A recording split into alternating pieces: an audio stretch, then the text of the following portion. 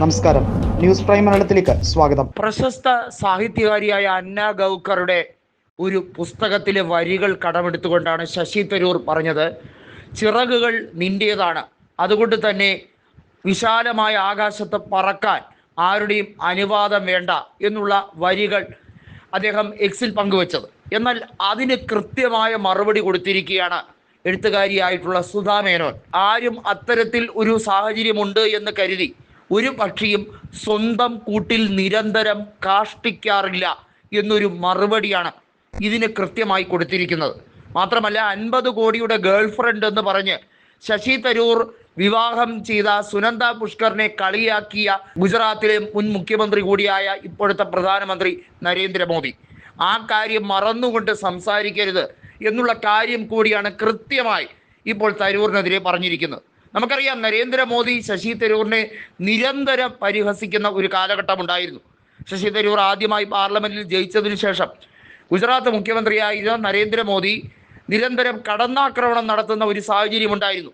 അന്നൊക്കെ ശശി തരൂറിനെ എല്ലാ തരത്തിലും സഹായിച്ചതും അദ്ദേഹത്തിനെ കൂടെ നിർത്തിയതും കോൺഗ്രസ് പ്രസ്ഥാനമാണ്.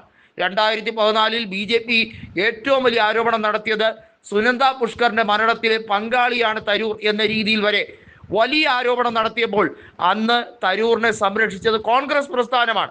തരൂറിനെതിരെ നിഷ്പക്ഷമായ അന്വേഷണം മതി, അല്ലാതെ ആരും മുൻവിധിയോടെ സമീപിക്കേണ്ട എന്ന് അന്ന് കൃത്യമായി BJP നേതൃത്വത്തിനെതിരെ ഉറച്ച സ്വരത്തിൽ പറഞ്ഞത് കോൺഗ്രസിന്റെ നേതാക്കളാണ്. എന്നാൽ ഇന്ന് മല്ലികാർജുൻ ഖാർഗെക്കെതിരെയും AICC നേതൃത്വത്തിനെതിരെയും വ്യക്തമായ വിയോജിപ്പുണ്ട് എന്ന് പാർട്ടിയുടെ ഫോറത്തിലല്ലാതെ മാധ്യമങ്ങളുടെ മുമ്പിൽ വലിയ നല്ലപിള്ള ചമഞ്ഞുകൊണ്ട് പുറത്തു വന്ന് ഈ ഡയലോഗ് അടിക്കാൻ തരൂർ ശ്രമിക്കരുത് എന്നുള്ള കാര്യം കൂടി പല ദേശീയ നേതാക്കളും തരൂറിനെ സ്നേഹപൂർവ്വം വിലക്കിക്കൊണ്ട് പറഞ്ഞിരിക്കുകയാണ്. തിരുവനന്തപുരം ലോക്സഭാ മണ്ഡലത്തിൽ 4 തവണയാണ് കോൺഗ്രസ് ടിക്കറ്റിൽ മത്സരിച്ച് വിജയിച്ചത്. എത്ര വലിയ ഇമേജുള്ള ആളായിരുന്നാലും സ്വതന്ത്രനായി മത്സരിച്ചാൽ ജയിക്കത്തില്ല. തരൂറിന് വ്യക്തിപരമായ കുറച്ച് വോട്ട് സ്വാധീനിക്കാൻ കഴിയും എന്നതിലുപരി ബേസായി ഒരു പ്ലാറ്റ്ഫോം നൽകിയത് UDF ആണ്, ഇന്ത്യൻ നാഷണൽ കോൺഗ്രസ് ആണ്. അത് മറക്കരുത് എന്നുകൂടിയാണ് AICCയുടെ ജനറൽ സെക്രട്ടറി KC വേണുഗോപാൽ വ്യക്തമാക്കിയിരിക്കുന്നത്. ജയിപ്പിച്ച വോട്ടർമാരോട് മിനിമം ഒരു പ്രതിബദ്ധതയുണ്ട്, ആ കാര്യം മറന്ന് പ്രവർത്തിക്കരുത്. തരൂർ ഏറ്റവും അവസാനം BJPയിലേക്ക് താൻ പോകില്ല എന്ന് പറഞ്ഞത് വളരെ നല്ല കാര്യം. എന്നാൽ അതിൻ്റെ പേരിൽ കോൺഗ്രസിനെ കടന്നാക്രമിച്ച് കളയാം, കോൺഗ്രസിന് ഒരു തിരുത്തൽ ശക്തിയാണ് താൻ എന്ന് സ്ഥിരം സ്ഥാപിച്ചു കളയാമെന്ന് വിചാരിക്കുന്നത് ശുദ്ധ അസംബന്ധമാണെന്ന് കൂടി KC വേണുഗോപാൽ വ്യക്തമാക്കിയിരിക്കുകയാണ്. ഡോക്ടർ ശശി തരൂറിന് തൻ്റേതായിട്ടുള്ള വ്യക്തിപരമായിട്ടുള്ള പല കാര്യങ്ങളും കാണും. എഴുത്തുകാരൻ എന്ന രീതിയിലും അദ്ദേഹത്തിൻ്റെതായ തിരക്കുകളും എല്ലാം മാനിക്കുന്നു.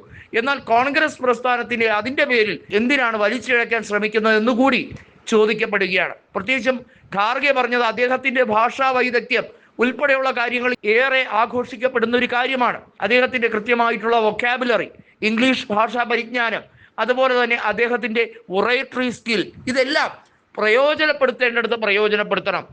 രാജ്യമാണ് വലുത്, അല്ലാതെ ഒരു നേതാവ് അല്ല വലുത് എന്നുള്ളത് മനസ്സിലാക്കണം. ഞങ്ങളൊക്കെ അങ്ങനെയാണ് പഠിച്ചത് എന്നുള്ളതാണ് കൃത്യമായി മല്ലികാർജുൻ ഖാർഗെ വ്യക്തമാക്കിയത്.